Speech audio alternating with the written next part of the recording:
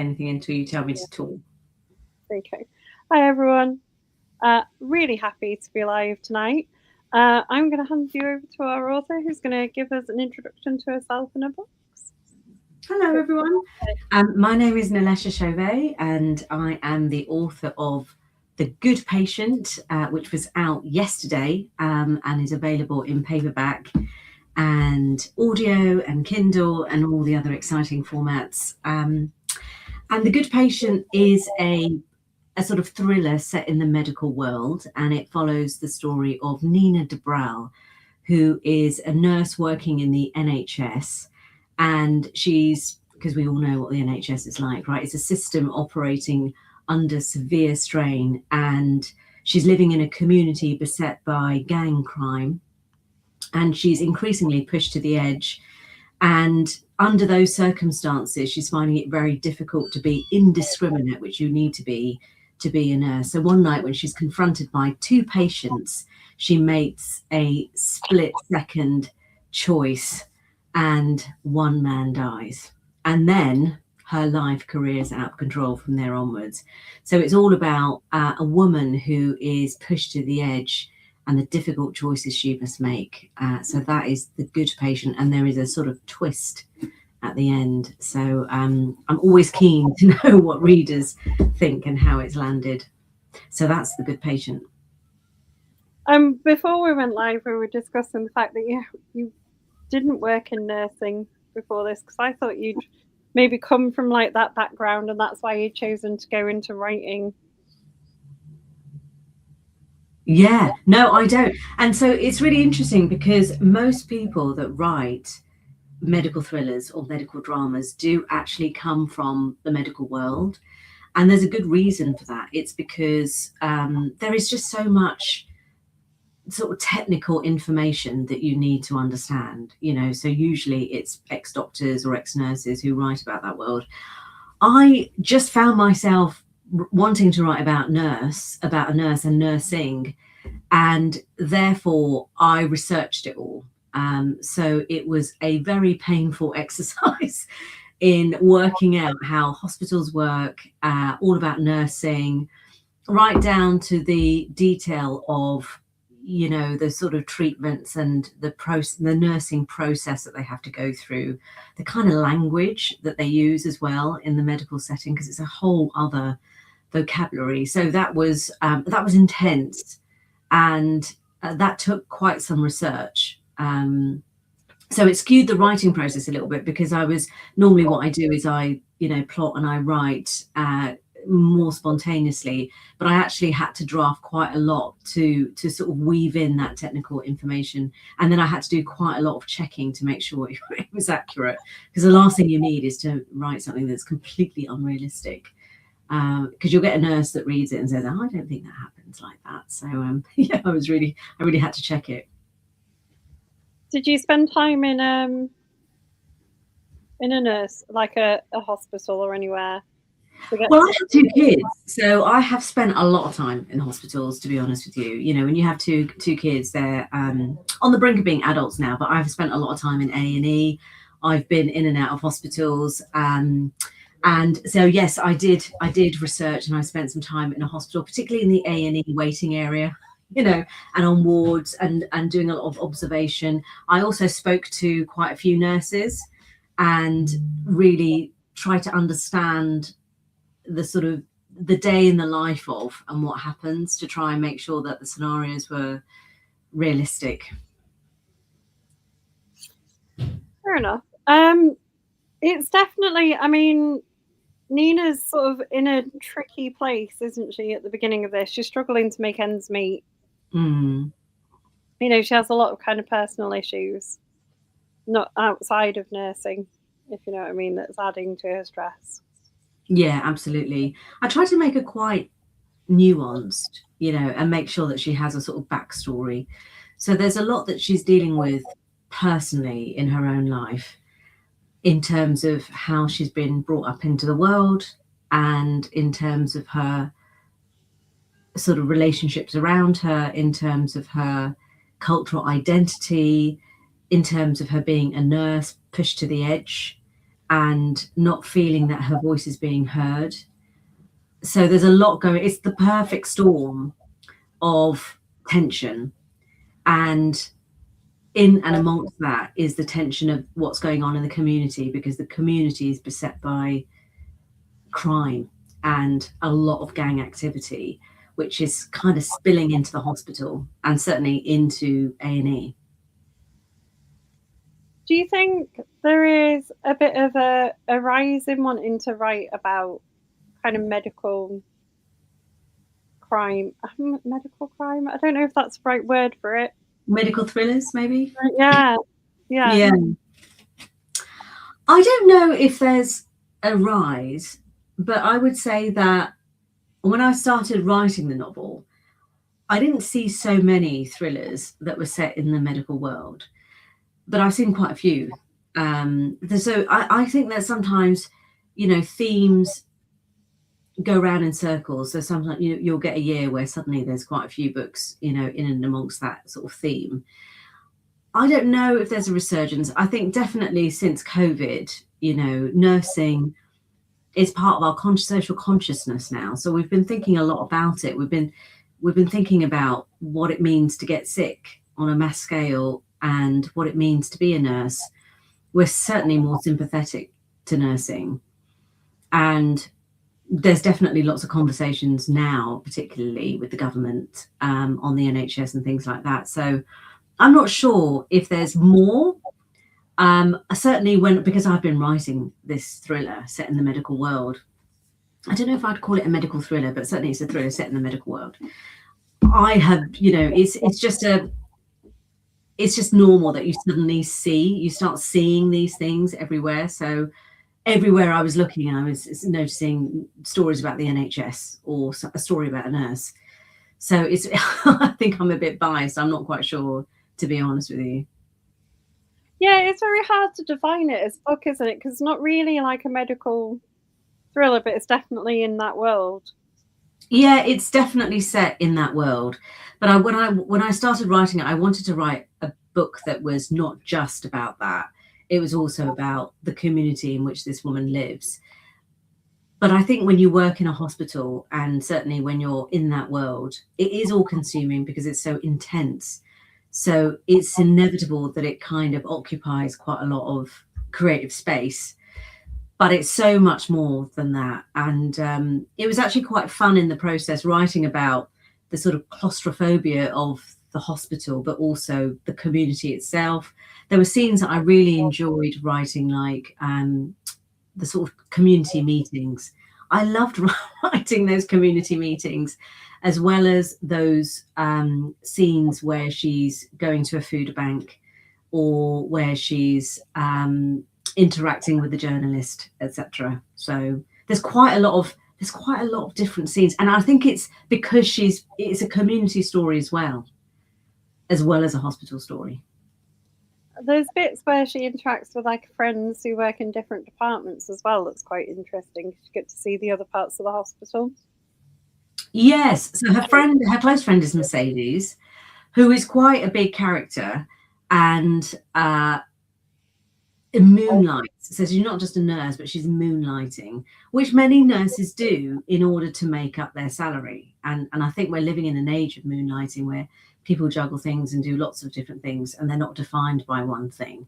And certainly in nursing, if your salary is not covering your essentials, and that's always a big topic of social conversation, isn't it? How much we pay nurses and how little that is for the contribution that they make.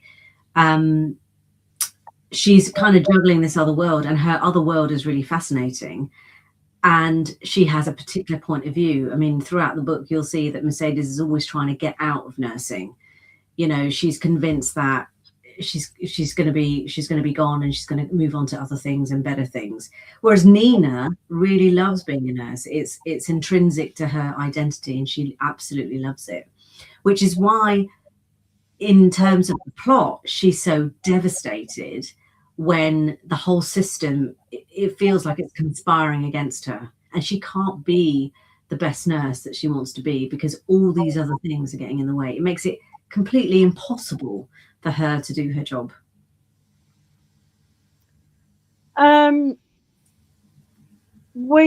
isn't your first crime thriller, right? You've got other ones out? Yes, I have got a novel out called Her Two Lives, which was originally published as The Revenge of Rita Marsh. So that was my debut. And so The Good Patient is actually my second novel.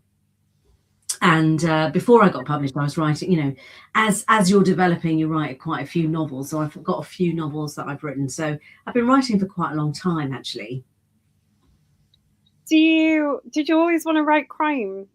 Was that a particular passion of yours to do, or have you just kind of fallen into writing that?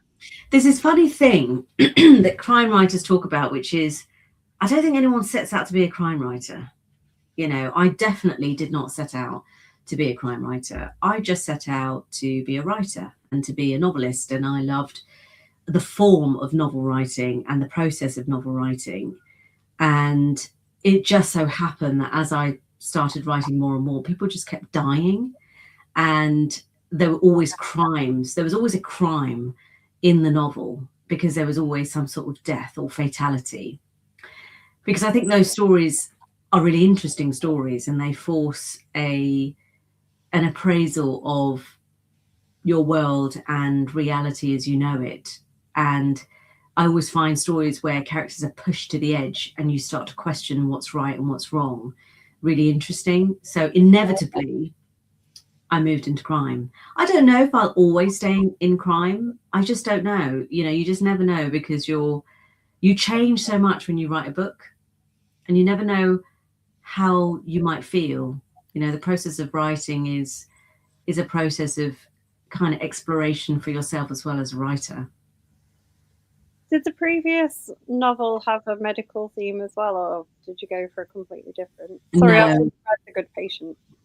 No, it was a completely different. So Her Two Lives is all about a paedophile hunter who finds her work coming too close to home.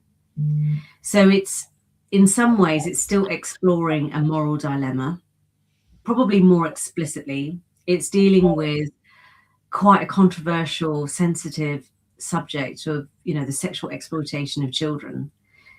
It's again about a character who goes too far, in the same way that Nina goes too far. But it makes you question, is it kind of their fault? Was it inevitable? Or was it the sort of situation in which they find themselves and the issue itself, which draws sympathy from the reader for the character? Do you think, are you writing the next novel as we speak? Yeah, I've actually finished writing book number 3, and that has been a joy. It's a shorter novel. So, the last year I was really interested in writing something short and pithy. But actually it's not that short. It's about 70,000 words. So it's not terribly short. Short would be about 50,000 words. And that is also about a female protagonist, but it's slightly, I would say it's different. So I would definitely say my third novel feels a bit different. It's lighter and it's certainly more entertaining, and it explores the theme of love. So that's where I'm at the moment. I don't know what will happen to that novel because I'm just enjoying writing it, and then I'll see what it's like at the end of it. Do you think there's capacity to go back and spend more time in like a short story or another novel or anything with Nina? It's a really good question, because I think when you've immersed yourself in this world, I mean, it took quite a lot of research for me to feel confident about writing a book set in a hospital, and having done all the heavy lifting of learning about that setting, becoming familiar with that world, I could probably write a few short stories set in the hospital space or the medical space. And I do have a few short stories knocking around, slightly more sort of ghost stories, horror stories, set in that world, because there are so many stories that I've heard, like real life stories, that I think would make a really good short story, but I haven't sat down and written those. I mean, that's one of my things that I would like to do this year. Just write some short stories and just enjoy, because I am such a fan of the short form. I do actually love writing short stories, and I write in bursts a lot because I work full time. So I find myself I have another job as well as being a writer. So I do find myself, my process is that I work in bursts, and writing short stories is wonderful because you can literally write a short story in an hour, or you can set yourself, 3 hours and write a short story. And I love the discipline of that. I really love having written a long novel, and particularly The Good Patient, which was a very intensive write, probably the most intensive that I've ever gone through. Yeah, the short story is just wonderful, really wonderful. And it lets you go back and revisit worlds and explore things that maybe you wouldn't go back and do in a whole novel. I tend not to currently, and the reason why is because I like variety, and I love the world building, and I kind of feel like once it's done, it's done. And so I haven't as yet, but I am only 2 books in, right? I haven't as yet gone back to a world that I've created. It's one of the reasons why I don't do a series. It's because I love the one-offs, and I love the sort of intensity of that world building and the story that's very particular to that world. And also, as a writer, you travel mentally when you're writing different novels. So I enjoy sort of dipping in, swimming around, understanding a new world, and then discovering and creating something else. I feel like, as well as the sort of big dilemma that there is in The Good Patient, that you're kind of driven by thinking about issues as well, without going too political, because we try and avoid that in the group. You definitely were kind of driven to have like comments about like the NHS and things like that were in there, and I felt like that was you sort of exploring some thoughts about that yourself, kind of in there, as well as the dilemmas. That's definitely true. And, part of the joy of writing is that you're working stuff out yourself. You're exploring your own thoughts about something, and you're processing something yourself as well. And because my creative writing is so, in some ways, it's very connected to my day job, where I run a creative agency that focuses on communications for charities, not-for-profits, and businesses that are focusing on doing good in the world. And so I'm confronted with a lot of issues. In fact, every day, that's all I do. I look at different issues, whether it's, climate change or the reproductive rights of women, or whether it's about, the sexual exploitation of children, or whether it's about, I mean, literally any issue, from whether I'm looking at sort of cancer or animal welfare. And because that's part of my job, it's inevitable that spills out in my creative work.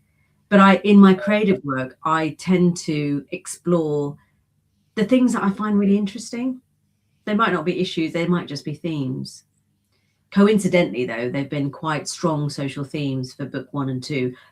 The third book, less so, but there is a theme there, but it's kind of a bit more in the background rather than the foreground. Do you think like the work that you're doing then, which sounds really fascinating, gives you kind of inspiration for the novels? Yeah, I mean, I don't think it's possible to work in the space that I work in the day and not be inspired by those stories, because the stories that I'm confronted with in things like marketing communications, when I'm raising awareness of these issues or thinking about how we might inspire an audience to do something like fundraise or take action, or communicate some sort of activist message, I think it's inevitable that that's going to inspire you, because I don't think you can work in that sort of third sector space dealing with those issues without it touching you in some way emotionally. So So, is there something you have been inspired by that you've not written about yet, but that you've got a really burning urge to explore in a future novel?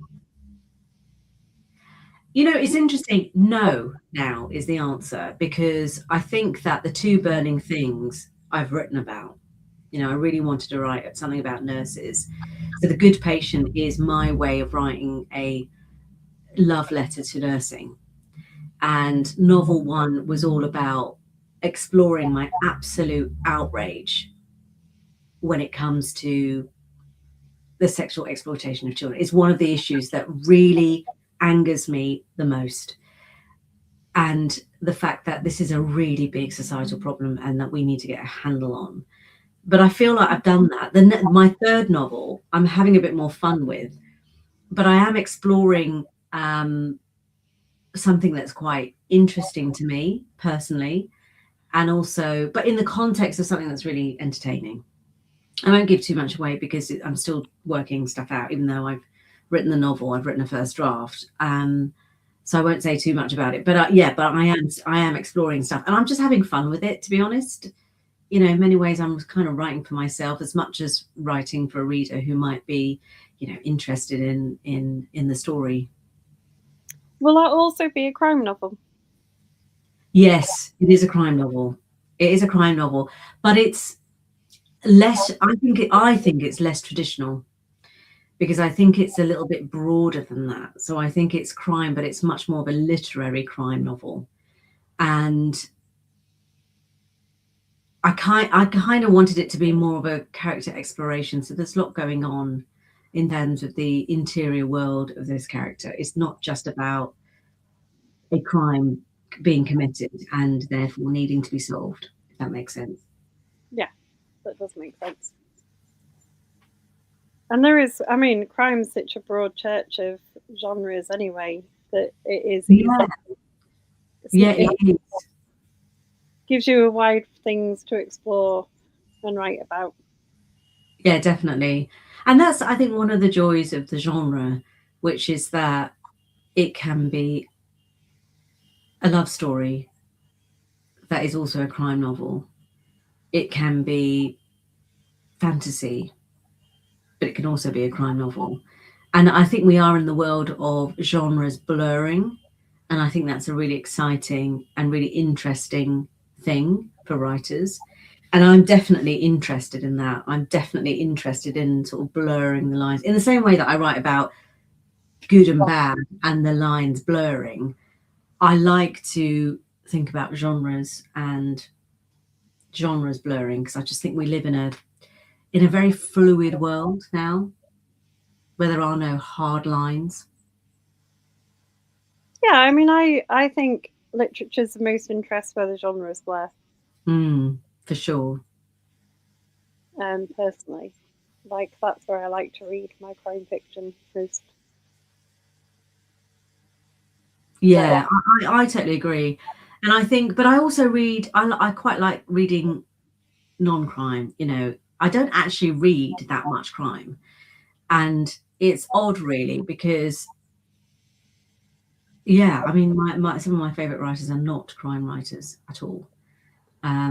Did you read more kind of thrillers and stuff in the run up to writing them, or do you just not read a lot of crime in general? I mean, I do read crime. I'm quite picky about my crime, if I'm being really honest. And there's just some things that really turn me off and some things that really turn me on. But the stuff that I'm deeply drawn to tend to be more sort of short literary novels and more intimate personal stories that I'm really drawn to. And I'm a lover of, short stories as well. So I kind of like to be really experimental with my reading. And certainly this year is a really important year, right? Because it's the national year of reading. And I kind of really wanted to, when I was thinking about what I would like to explore creatively this year, I really wanted to commit to reading more widely, and just discovering new voices, new genres, maybe surprising myself a little bit. I also wanted to read more short fiction, because I think there's a real art in short fiction, short novels, because you have to pack so much, you know, and writers like Claire Keegan do this so well. They do it brilliantly. Just they cover such ground, and the work is so profound, and yet it's just so fewer pages. And I think there's a real art in that for me. So, what have you read recently and enjoyed then while you're doing this explorative reading? So I've read, you know, I've read a bit of Claire Keegan. I've read some Japanese novels, and I've read. I'm a bit behind the curve because I'm only just reading Orbital now, and I'm really loving that sort of traversing in space, you know, and exploring the stars in Orbital, and really because it's such a profound book, slim book. I'm really enjoying the sort of appreciation of planet Earth from a distance, which I think that is a wonderful sort of love song to planet Earth. And so I'm enjoying that, but I also, you know, I'm kind of writing a lot as well. So when I find it hard to read when I'm also writing, because my time is so limited. And this is always the challenge for any writer, right? Who is also working part-time or full-time, and I happen to work full-time, and not just full-time, but really intensively full-time. So I have windows of time in which to write. So I don't read as much as I would really love to. So yeah, I'm very, very selective with my reading. What Japanese things have you read?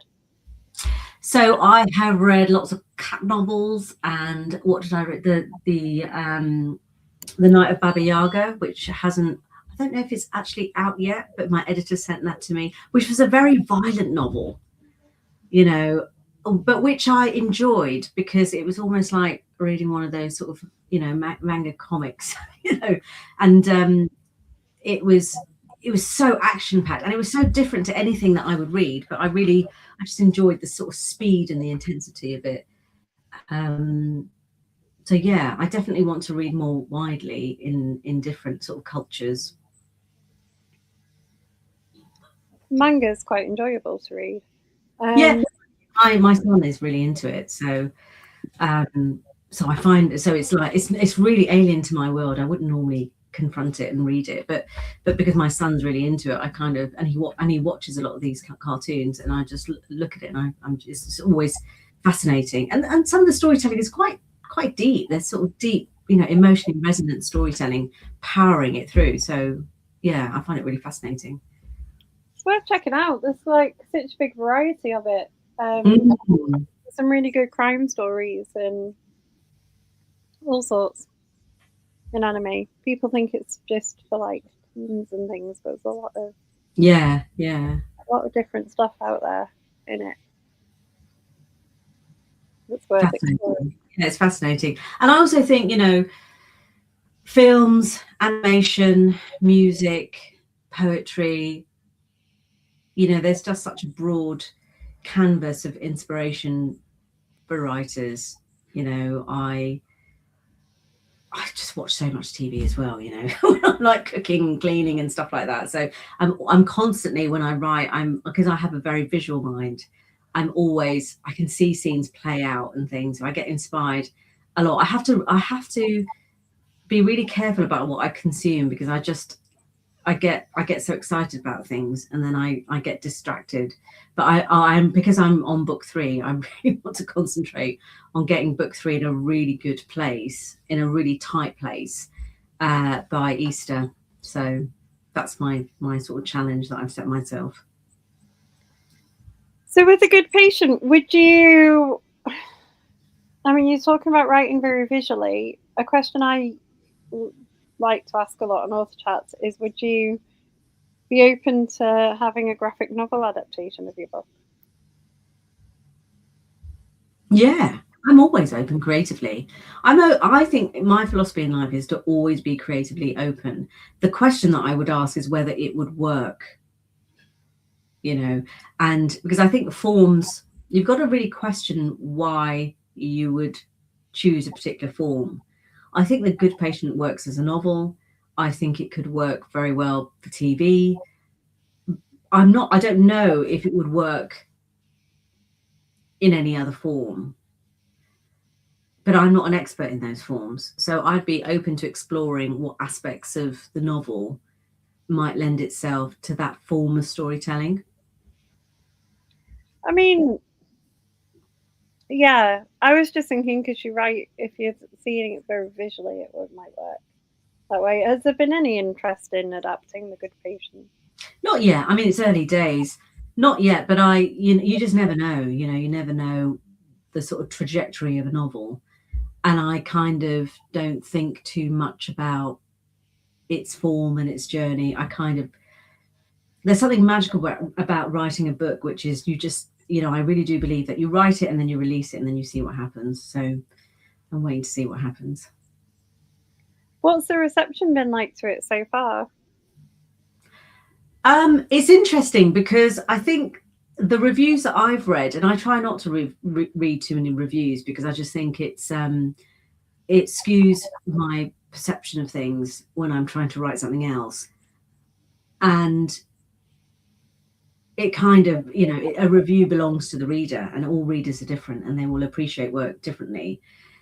But I can see that it's a divisive novel. It is, people are not quite sure how they feel about Nina because of the way that she behaves. And that was kind of the point. That was actually my creative intention, because in creating a character who was under tremendous strain, who is inevitably pushed to the edge, she's going to make some choices that are quite questionable. And that's really the point. So I've really enjoyed seeing how divisive she is. I've really enjoyed people's reaction to the twist. Some people have used the word shocking quite a lot, which I enjoy very much because that's exactly the sort of effect I was going for. And it's quite similar to the reception that I got for my first novel. So yeah, it's been really interesting. I think these two books are a bit of a set though, and I think the third is quite different. So for me, it's going to be really fascinating to see what people might think of the third, if I do go on to publish that, or if I go on to publish something else. Because I also know what book 4 is, which I haven't started writing, but I kind of know what's coming down my creative pipeline because I know what's working in what order. So yeah, it'll be really interesting. I think it's always interesting to know what people say about the book. I find it really fascinating.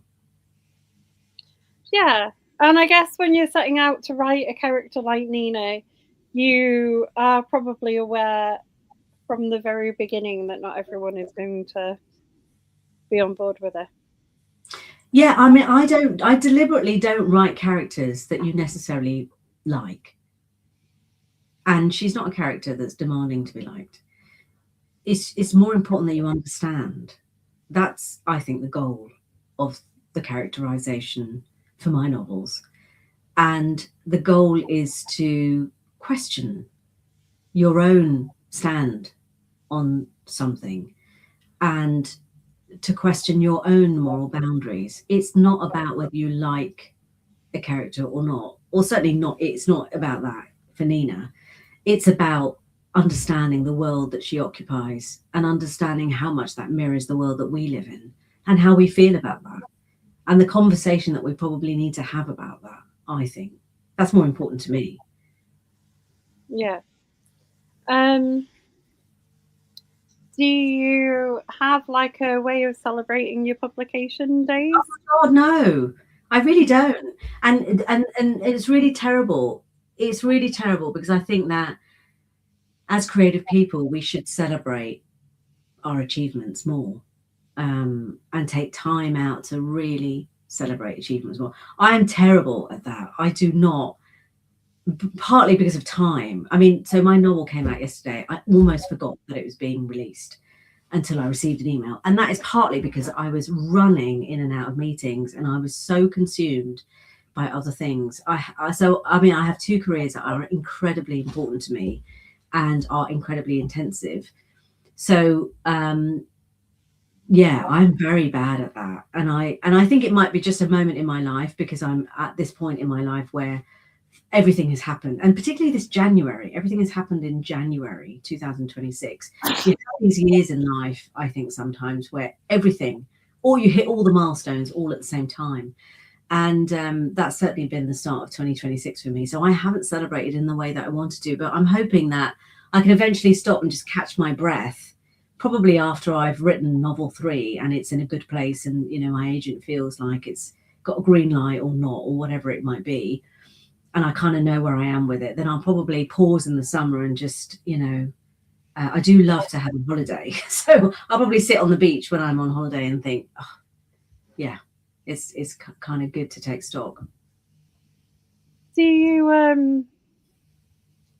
have any author events lined up aside from this one, obviously? Yeah, so I think I'm. I don't think I'm allowed to say, but there'll be a couple of appearances at literary festivals and things like that, and they tend to be. It might be too early to announce them. So, but there will be events coming up throughout the year, whether it's festivals or speaking panels. Sometimes they're organised at the last minute. Sometimes when it's a literary festival, it's organised in advance, but you're not allowed to talk about it because they haven't talked about it or PR'd it yet. So there's a couple of things lined up for sure. Nice.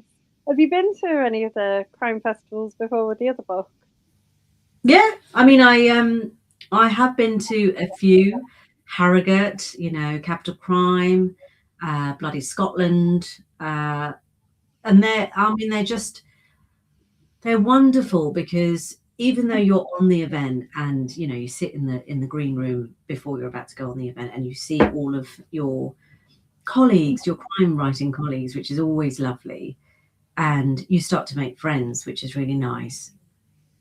It's also an opportunity to just learn. So I do like to try and book a couple of days where I just really just sit and watch some of the talks as well, because I just love to hear writers talking about their work and the journey that they've been on, and I love to discover new voices, new books and things. So yeah, I do really enjoy that aspect of it. I mean, it's a nice social aspect, isn't it, as well? I enjoy Yeah, having it. yeah, and I do love to meet readers as well. I mean, because really we're writing for readers, and how readers respond to work is really informative and helpful and illuminating and really satisfying. And I think one of the things we need to do as writers is listen more. That's certainly something I think about a lot. Like, really listen to how a reader might receive. There's a big difference in why you write a novel as a writer, and then how a reader receives it. And sometimes when you're writing, you think something is really important.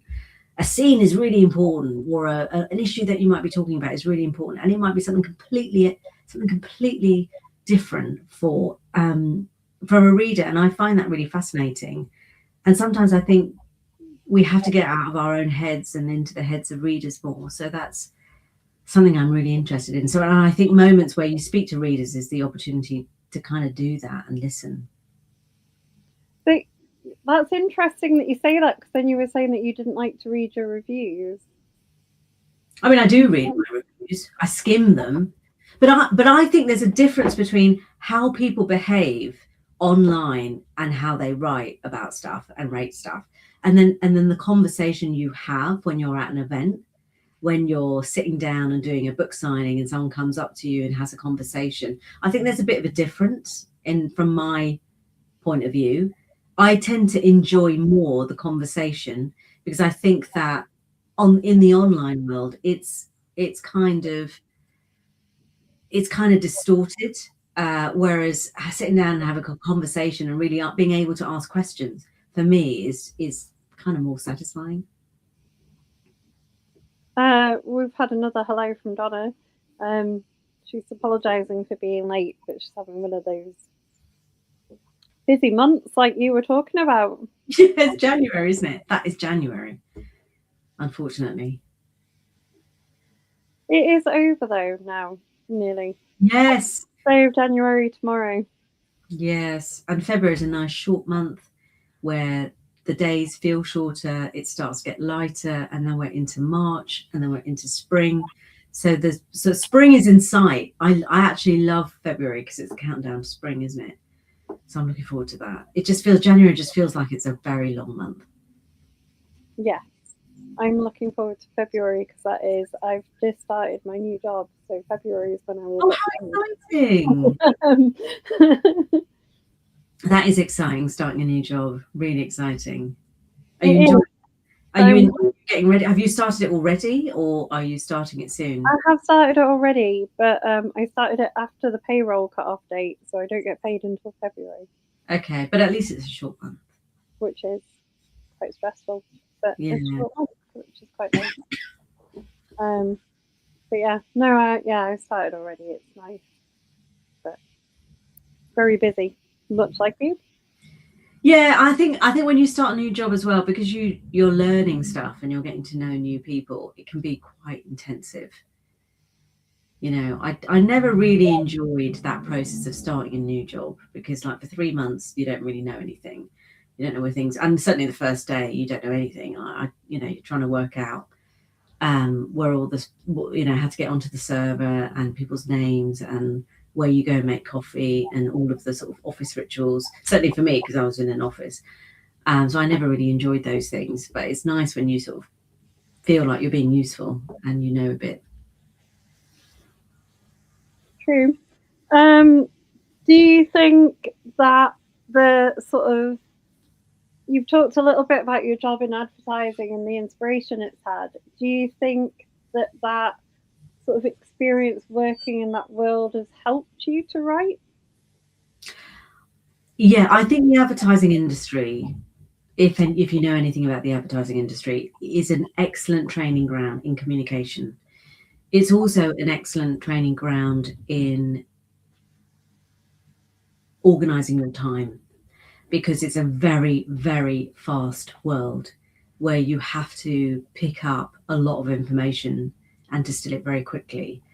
And the whole art of advertising is all about learning about a brand or a business really, really quickly and being able to distill it into a proposition that you can then use to create a campaign and persuade people to either do something, whether it's buying a product or a service, or now in my case, think about an issue and to take action around an issue, whether it's using their time or volunteering or their voice, whether it's campaigning or fundraising. So I definitely think it, and I've had that career for almost 30 years now.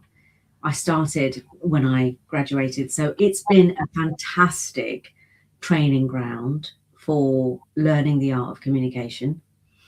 But I'm not a copywriter, I'm the business head in that world, so it's a very different hat to play. But it has meant that I've learned the basics, things like being organized and being really disciplined and not wasting time and stuff, and also understanding the business side of publishing, and kind of getting understanding and appreciating how it works, which is a very different business to a lot of businesses, or even the advertising business, because for a start, the speed at which publishing moves is a lot slower than advertising. So for me, it's been an excellent training ground, actually, and one that I've enjoyed enormously.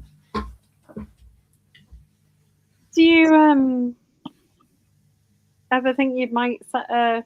I mean, I feel like there's not that many like crime books set in the like marketing advertising world, and that might be an interesting thing to explore in the future. Well, I do explore that in my next novel. Do you? So Oh, yeah, have so it in there. yeah, so it is a fascinating world, and because I know it so well at all different levels now. Because over the years, I've moved up in my career and things. I kind of know how to write it really well, and the ins and outs of it. There are a few books though that are set in the advertising world, and it's interesting because it's less about that world still. It's more about the character, and I think it's got to be character first. You can, I think, as a writer, you can create a really interesting world. You can talk about an issue that outrages you, but in the end, it really is about the story of the characters.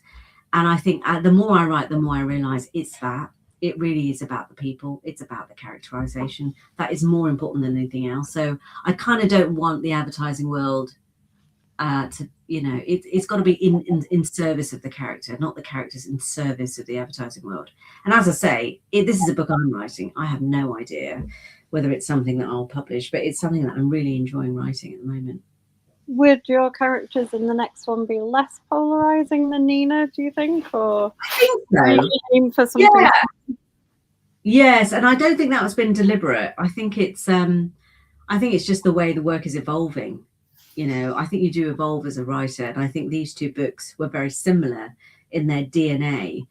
And I think that my DNA, the sort of, the process has meant, and me, I've grown, has meant that I'm exploring other stuff now, and I'm thinking about other stuff. And who knows, who knows how I'll feel tomorrow. One of our other favourite author questions, because you knew this is like your first time with us, we can ask you all the old favourite questions. So one of our other favourite author chat questions is, if or when Netflix come calling or other streaming service of your choice to make an adaptation of The Good Patient, what character would you like to play? So which character would I be in the book? Is that your question? Yeah. Oh, I'd have to be well,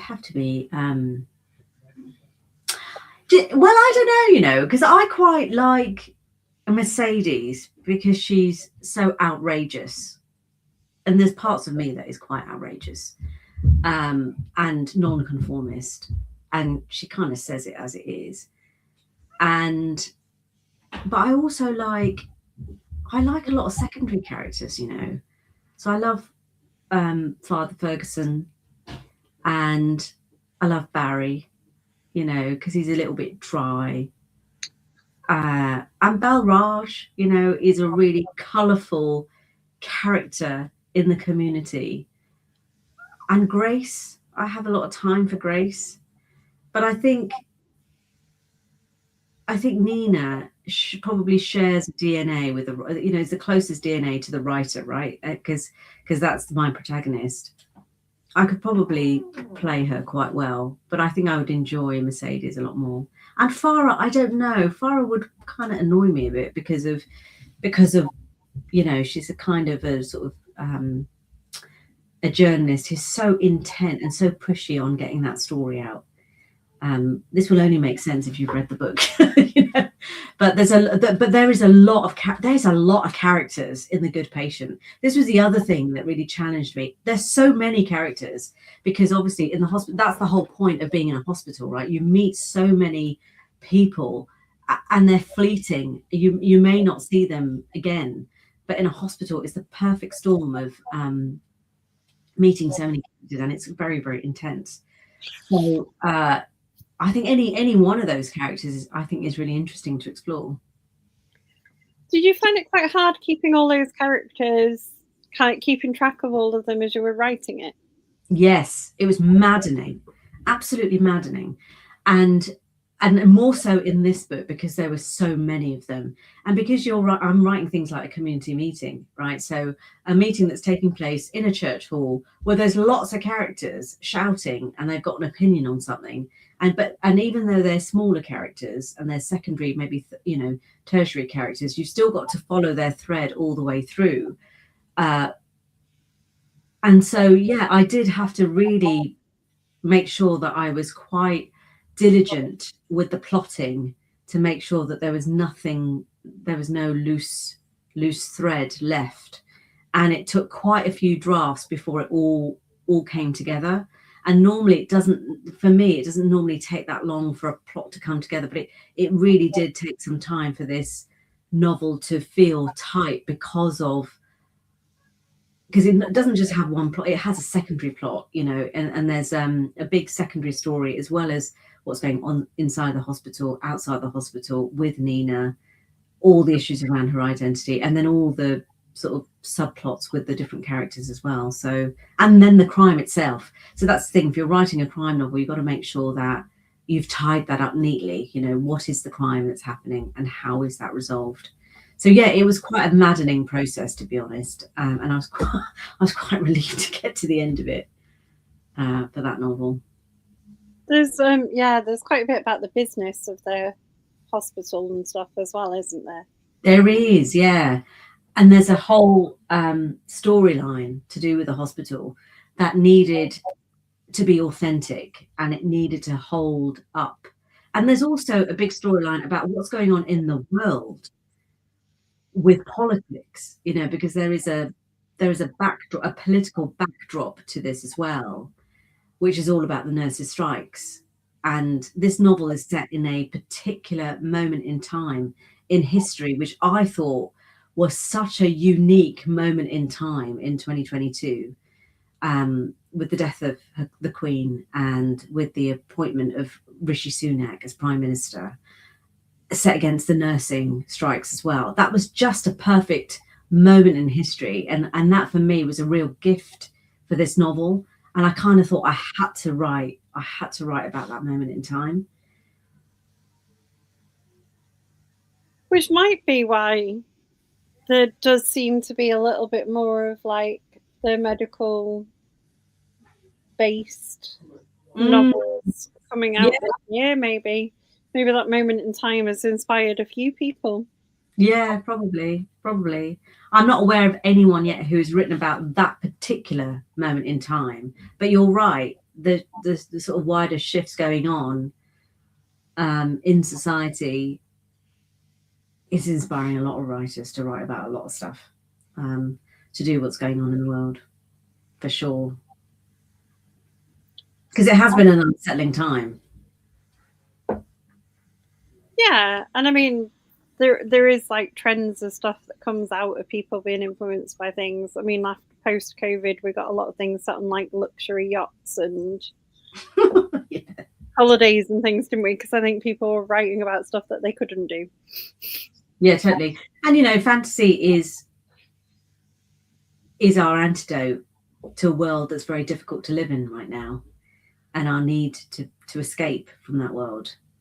And you know, so it's no coincidence that fantasy is so big, and exploring alternative worlds, as well as, you know, more comforting books that feel a bit more life affirming, and why maybe cozy crime is experiencing resurgence, because it's just a lot easier and more palatable for people to digest.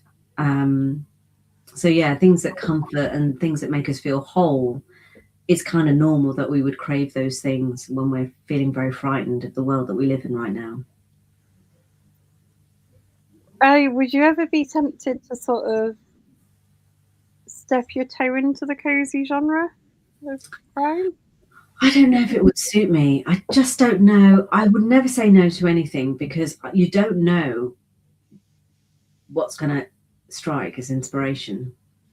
I would say my next novel is probably written as if it's a bit softer, but the crime is still the crime, and there are still big issues powering the novel. I don't think I'm I'm definitely not a cozy crime writer, and I like I like quite shocking stories and quite controversial. I'm just attracted to those kinds of things, and I think I'm better writing those things. But you never know. I don't know. I really, really don't know. I'm not interested in cozy crime. I don't particularly like reading it. In fact, I avoid it. I avoid it because I know I'm just not going to enjoy it. I find it just, yeah, it's just not my thing. But you never know. You never know. I've found from doing these interviews that I sort of have my niche sort of genres of crime that I really enjoy. But obviously, for the interviews, we read by the book by the author who comes on, and we quite often then end up reading in genres that I would have said at one point, like you with cozy crime, just don't appeal, wouldn't be for me. And I found that even in those genres, that I find authors and books that I really enjoy. Yeah, of course. And I think it's so important to stay open. It's just that I know from my experience of the kind of things I gravitate towards that it's not that. but you just never know. And also, who knows? I think I'm at a particular point in life as well. I think you write the things depending on where you're at in your life. And in the last 10 years, I've been at a very intensive point in my life where lots of things have been going on, and I've been exploring lots of different things, like edgy issues. But there'll come a point in life where maybe that's not the case, and who knows? I think it's really important to stay open creatively when you're consuming stuff, and also when you're writing stuff. I think that's what that. I think it's so important creatively to just be experimental. But I also think it's kind of balancing with who what you know, and who you are. I kind of know myself really well, and I think when you're a writer, you spend a lot of time on your own, getting to know yourself, and you've got to be really comfortable in your own space. So there's a little bit of comfort in that as well, and knowing who I am and what I like. So we're coming up towards the end of our time. Lovely to chat. Thanks for the time. For anyone who's watching who's not discovered you yet as an author, or is watching this and thinks that they want to go away and buy one of your books, do you want to tell them what they are going to go away and purchase? Give them a reminder about your book. Yes, so this is The Good Patient, which is a thriller set in the medical world, and it explores the journey of Nina Dobral, who is a nurse pushed to the edge, and who one night makes a terrible choice when she's confronted with two patients who need her. And in a split second, she makes a decision. It's up to the reader to decide whether she made the right decision or not, whether it was her fault or not, whether any of the terrible things that happen in this novel could have been avoided. But it's also a love letter to nursing, and it's written because I really respect what nurses do, and I really wanted to explore what happens in a system that is so out of control, and what happens to the characters in that world, and the choices that they make. So that is The Good Patient. Good reminder for people. And all that's left to say is thanks so much for joining us. Oh, it's such a pleasure. Thank you for having me. It was a real pleasure.